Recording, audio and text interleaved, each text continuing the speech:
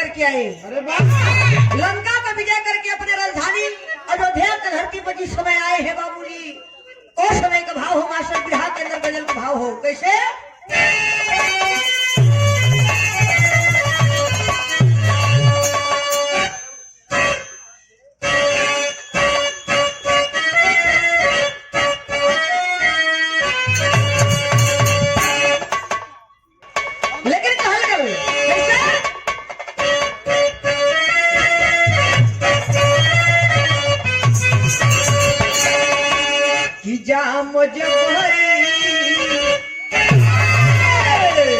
जाम जबरी पिलाया बुरा है।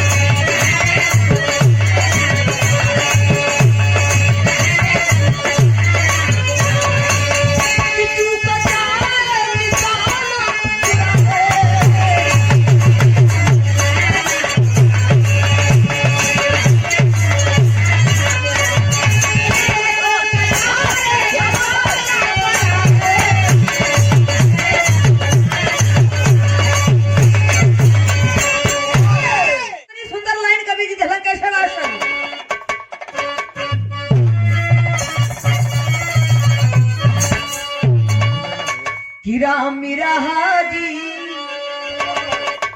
कि राम रहाजी की महिमा निराली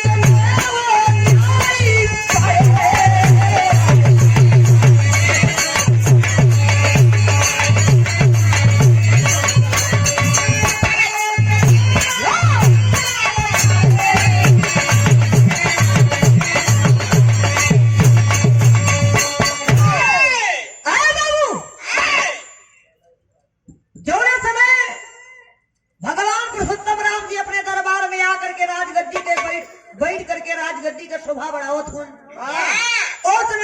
उनके दरबार में खचाखच भीड़ भरल हो वो दरबार में लोग कहत हो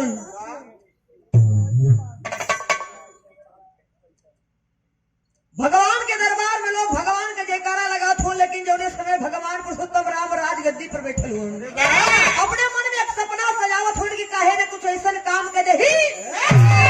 हमारे नगर में जितना पशु पक्षी जीव जंतु मानव दानव सभी का कल्याण हो जाए उस सपना का सजावत रहलन वैसे मास्टर बिरहा का कहानी है जब से हमारा शुरुआत हुई नजम का भाव हो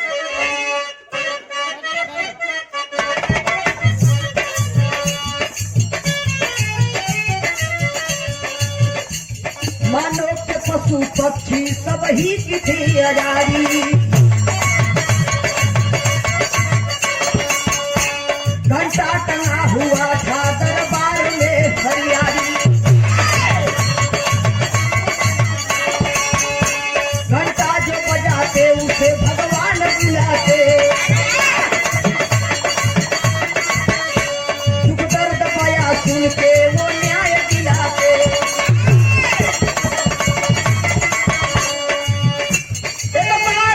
कुत्ता घंटा बजा दिया एक बार कुत्ता घंटा बजा दिया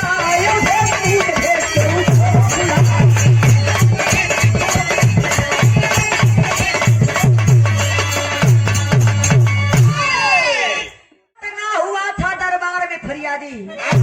भगवान ये सपना अपने भावना दिल में बनौलन कि अपने दरबार में कुछ ऐसा काम कर दे कि हमारे नगर के जितना जीव जंतु पशु पक्षी है वो सब पर निवारण हो जाए सपना वो रहा कि हमारे दरबार में घंटा टंगवाया जा जोने से सबका उपकार हो जो जेके दुख पड़े आके हमारे दरबार में आके ये घंटा बजा दे और दुख का निवारण हम कह दे यही बतिया के कुकुर भी सुन ले रहा ये बात के कुत्ता भी सुन ले रहा इंसान ना कुत्ता भी जब वो कुत्ता के जब ओकरे दुख पड़ल जब ओकरे विपद पड़ल तो भगवान के दरबार के जाके घंटा बजा दिलस जब घंटा बजलस तो बिरहा में गीत बदल गई मास्टर आई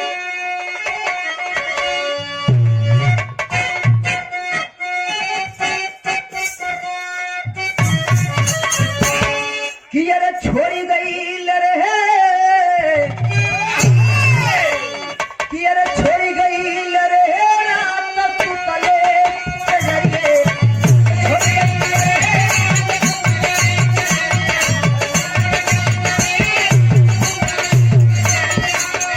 अरे काफी कली के बड़ोरी गई लरे रात सुतले सजरिए पे छोड़ी गई लरे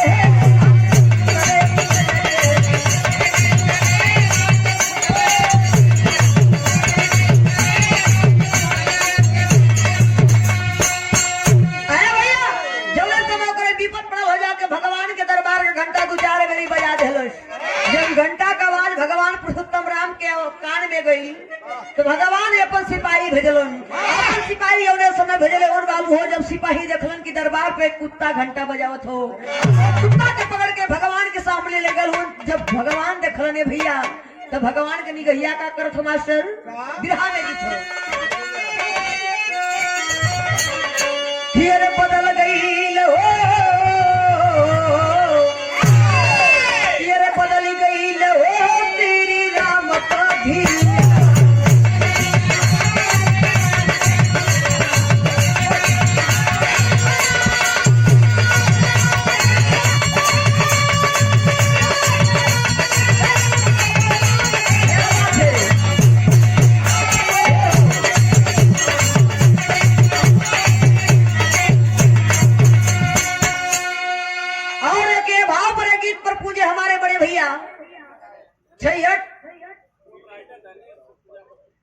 धनेश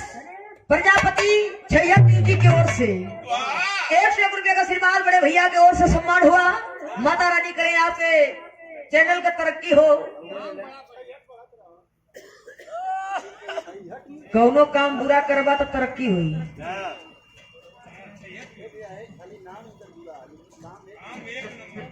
भैया नाम से कोनो फर्क ना पड़ेगा, काम बढ़िया होकर के चाहिए।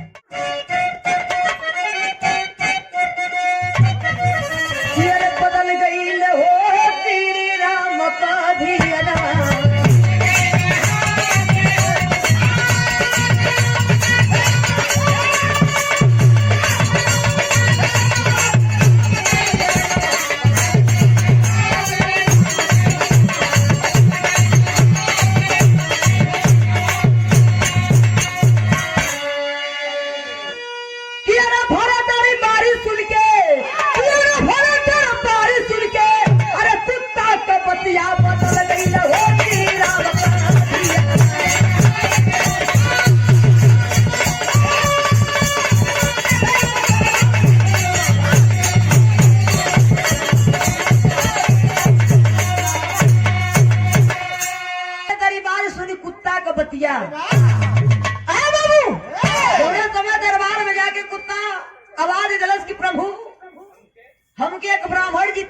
मरलन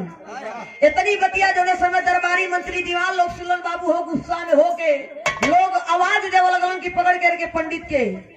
लियावा और फैसला हो। जब इतनी बात दरबारी लोग कले भगवान दरबारी मंत्री लोग का आदेश समझ के सुन करके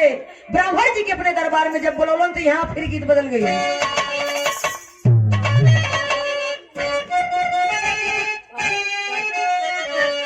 जितने दरबारी अरे फिरंत होई गईले अरे पकड़ो ये पंडित के वो रंग होई।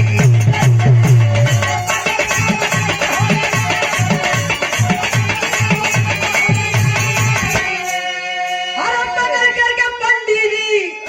अरे पकड़ करके पंडित जी ये भवन में बदल गईले हो।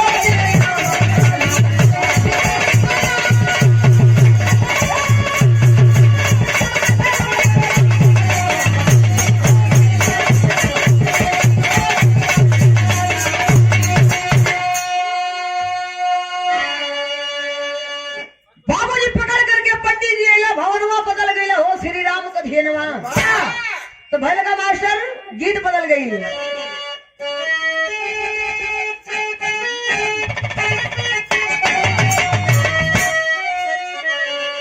गीत से बढ़िया भाव हो। ब्राह्मण जी जब आया हो दरबार में भगवान के सामने हाथ जोड़ के खड़ा हो उपेंद्र भैया ब्राह्मण लोग के बहुत बुद्धि होले। ब्राह्मण जी जब हाथ जोड़ के भगवान से कहलन की भगवान इन्होंने का जात बड़ी खराब होले, बिरादरी बड़ी खराब हो। भगवान के सामने बताओ तुम ब्राह्मण जी का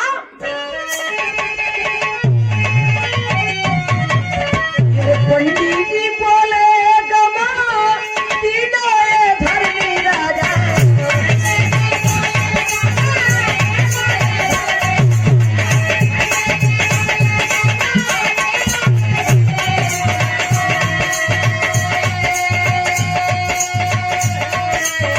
पंडित जी बोले गमा तीनों धर्मी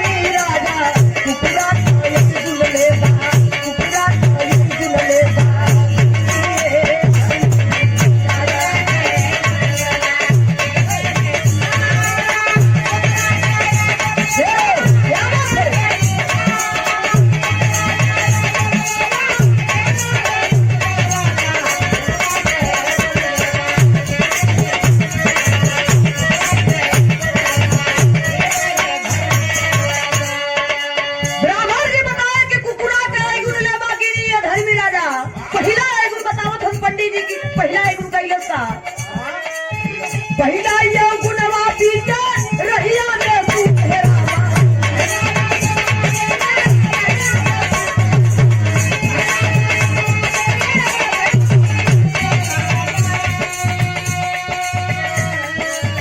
दूसरा ये गुणवा देवा धनवाई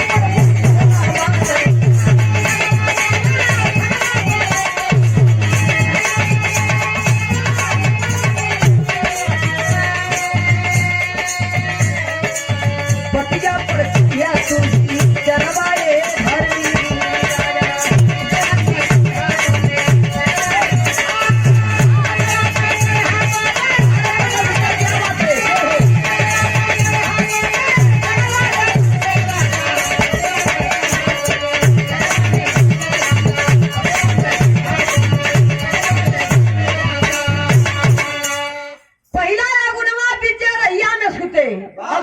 कुकुर देखले हुआ कि कितनो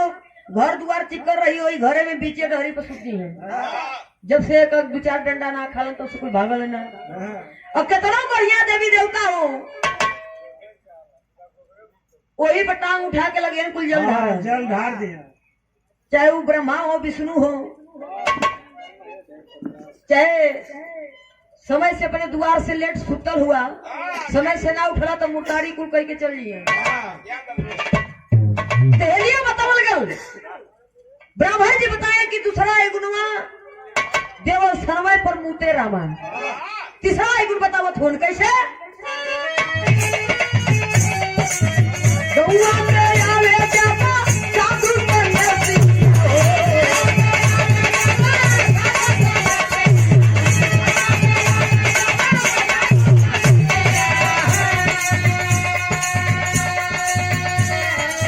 पीछे पीछे भोके होला गाँव का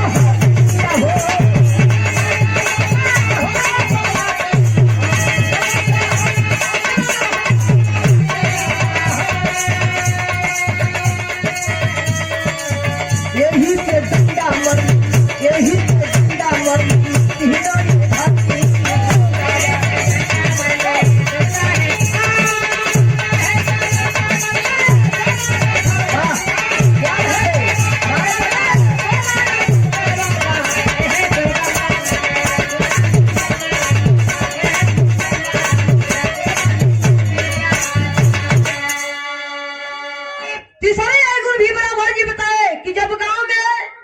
जौनी कुल जोगी घूमत हुआ साधु सन्यासी इन्होंने का बिरादरी एकजुट होके भोकत भोकत गांव को सरहद टका दे बोले जब तक गांव के सरहद टका के ना आया बोलन कुल तब तक वही सरहद पर बैठ के 2-4 दिन को निगरानी करलो इतनी बात जौने समय भगवान सुनले होन बाबू हो बगलिया में हनुमान जी बैठे लो हनुमान जी के देख के इशारा से बतियावत हो राम कलन की का हो हनुमान बतिया ब्राह्मण सही है कहत हुआ हनुमान जी कलन की बैठल हुआ 4 दिन से कुर्सी पर तोरे समझ में ना आवत हो तभी कुकुरों से बतिया सुनला की कैलेस का हो काहे मन ब्राह्मण बनलन बिरहा के अंदर तेरी का भाव लगे मास्टर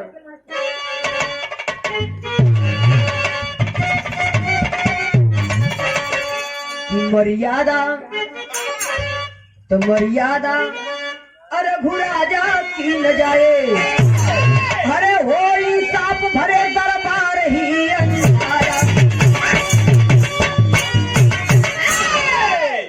मर्यादा रघु राजा की न जाए क्या कहतल दरबारी मंत्री दीवान लोग जब भगवान के दरबार में एक तरफ लोग बैठल उन लोग कथो इशारा से समझावत उनकी मर्यादा रघु राजा की न जाए हो इंसाफ भरे दरबार ही अंदाजा मर्यादा रघु राजा की न जाए इतनी बात लोग मने मने सोचत उनकी भगवान का पानी न जाए जब इतनी बात हनुमान जी राम के समझलो ने अपने इशारा से तब कुत्ता के बुला करके भगवान सवाल के लिए कौन सवाल हमारे सर गीत बदल गई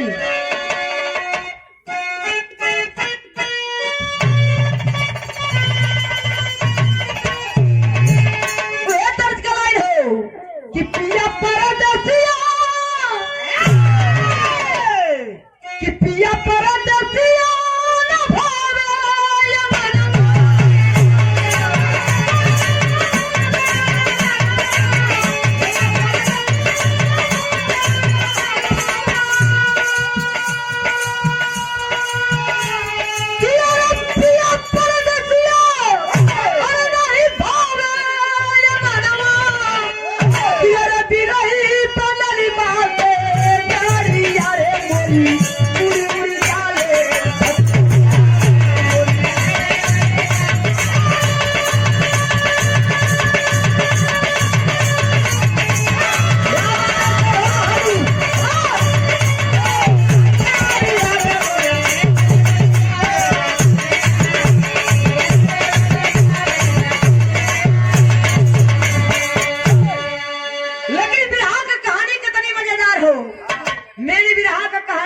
कैसे जब कहानी साफ साफ जनता के फरिया गई तो गौला भी सफल होला। कहल गल कैसे मास्टर रघुवंश बड़ी सुन के अरे कुत्ता का बतिया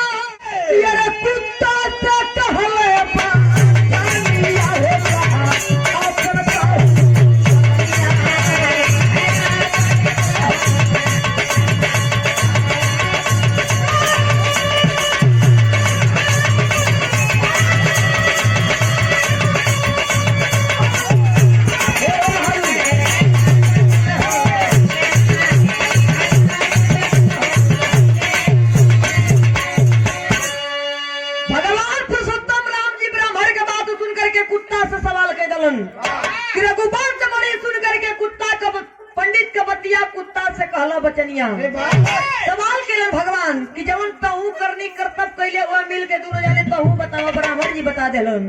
लेकिन बतावा तो कुत्ता कैसे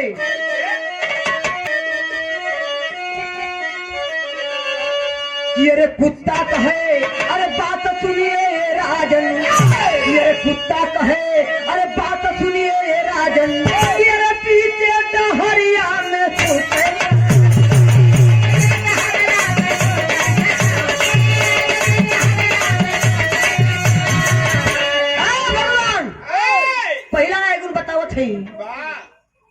कुत्ता बतावस कि पहला है गुण का सवाल कैला तो हम बतावत हई कुत्ता कहलस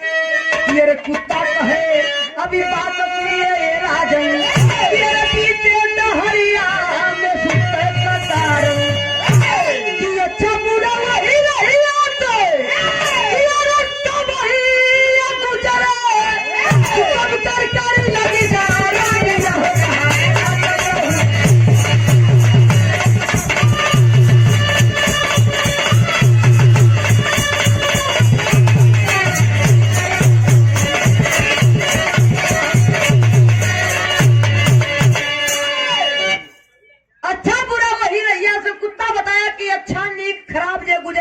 निगरानी हमान करीला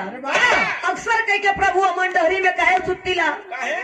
के इंसान बढ़िया जातो के बुरा जातो ओकर निगरानी हमान परखीला हमन परखी है हमन परखीला कि के अच्छा के बुरा हो जे अच्छा रहा करे बजे हमन त ना बोलीला लेकिन जे बुरा रहला करे बजे त कुकुर बनौले हुआ आप इतनी बतिया जब कुत्ता कलश बाबू हो दरबार के लोग सुनत हो का सुनत हो मास्टर दूसरी गलती बताओ था कुत्ता कि दुनिया कहे अज के धरती मतारी ये दुनिया कहे अज के धरती मतारी ये ओकर पर मुतले लगे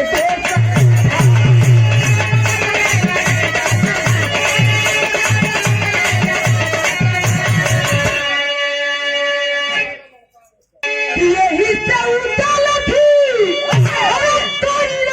पिसा दिया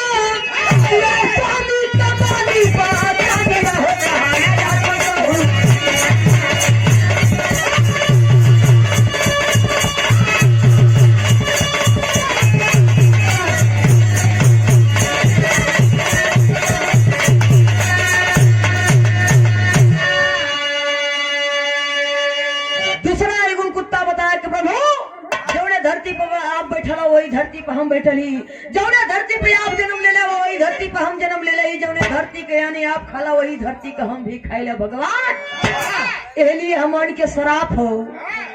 बचपन में कैसे गलती कर देला लेकिन जब होश होला तो अक्सर के देखला कि हमन टंगिए उठा के काम करीला ऊंचा स्थान देख के इतनी बात जब कुत्ता बतौलस बाबू हो दरबार में सन्नाटा बसा गया सबके चेहरा पर एकदम चेहरा का जब रंग उतरे लगल मायूसी छाव लगल तो भेल का दूसरा गुण बताओ था कुत्ता तो बिरहा के अंदर पापड़ का भाव है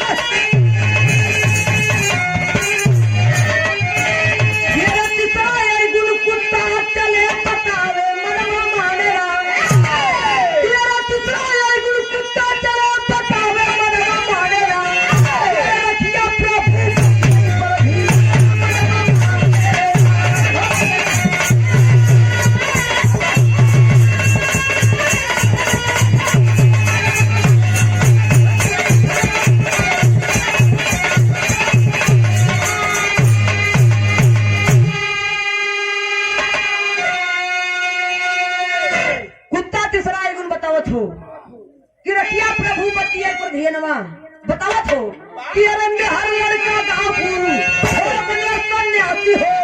सबका एक गौवा में फिर लगा हुआ आती हो। और यही तोरण भोती लाया ननवा मनवा माने राम, रखिया प्रभु पतियै परी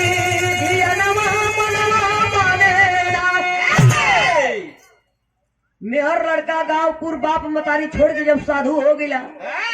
जो करमा लेला तो ही गांव में आके भिक्षा लेत हुआ, डेरा डल्ले हुआ। जब तू साधु बन गया दुनिया के मालिक के नाम पर कि हम साधु जोगी बन गए, तो आप जोगी का बनला ही मतलब ना होखेला कि गांव में आके भिक्षा ला, वही परिवार से मोह माया रखा। जब साधु संत बन गया तो जाके जंगल झाड़ी में वो परमात्मा वो आत्मा के याद करा, जौने से तुहार उपकार हो। साधु बनला का मतलब ही होखेला इना के या के वही परिवार से वही लड़की लड़का से मोह माया रखत हुआ। इतनी बात जौने समय दरबार में कुत्ता बतौलस भैया हो, बतावल गल कैसे आल्हा के लाइन में।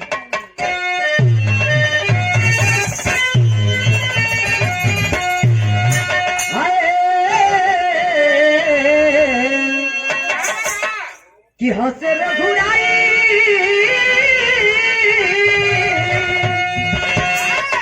हंस रघुराई सुन के अरे कुत्ता वाली बतिया भैया।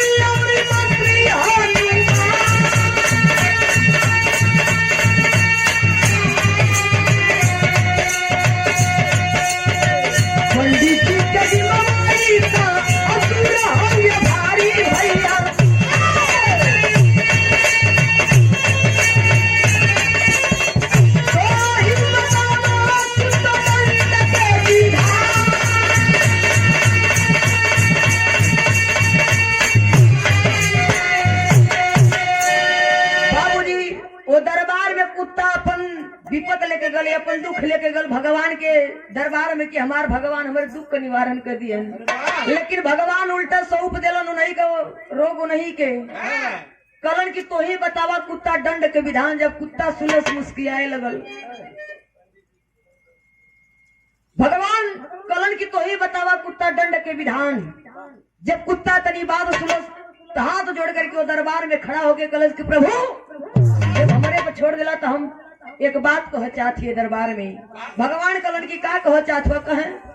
भगवान कलन जब भगवान का आवाज कुत्ता सुन ले बतावत हो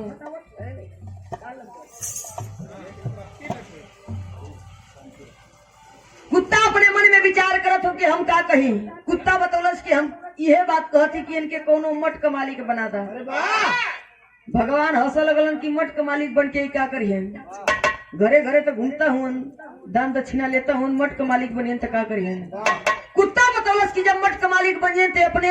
जिंदगी का मन का जिंदगी जिए लगी है। कुत्ता बतौलस क्या बतौलस मास्टर खड़ी कलाई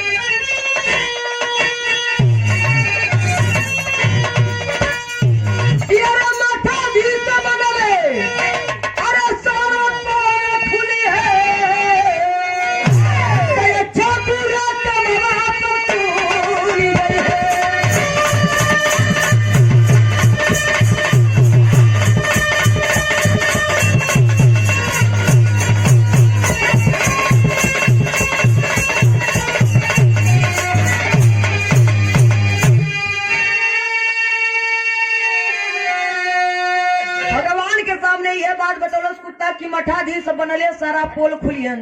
जब ये मठ के मालिक बन जाए तो इनके दरबार में बड़ी सुरा सुंदरी आवे लगी है। ये अपने मन का जिंदगी जिये लगे जैसे आसाराम बाबू राम रहीम रहलो ये लोग मठ के मालिक रहलो, लेकिन बड़ा सुरा सुंदरी लोग नचावत रहलो। लेकिन जब पड़ल तब का कैल लोग कहत हो कुत्ता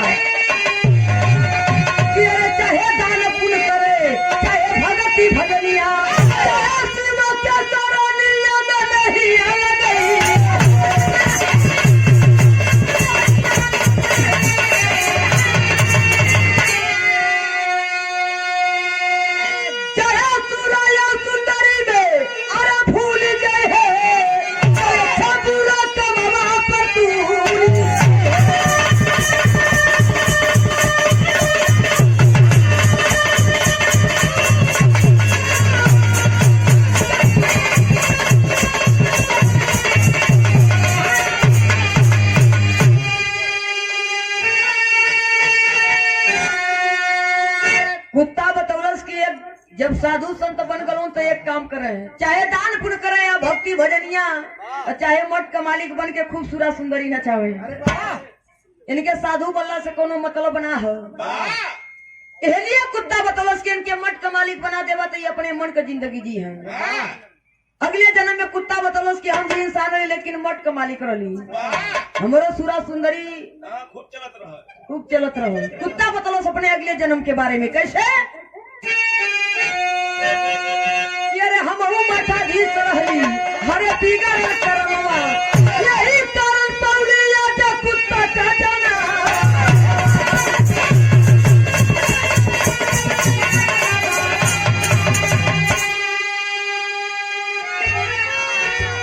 अरे धर्म कैले पाप सारा भूल जाए है, अरे छमुरा का हवा पर तूरी।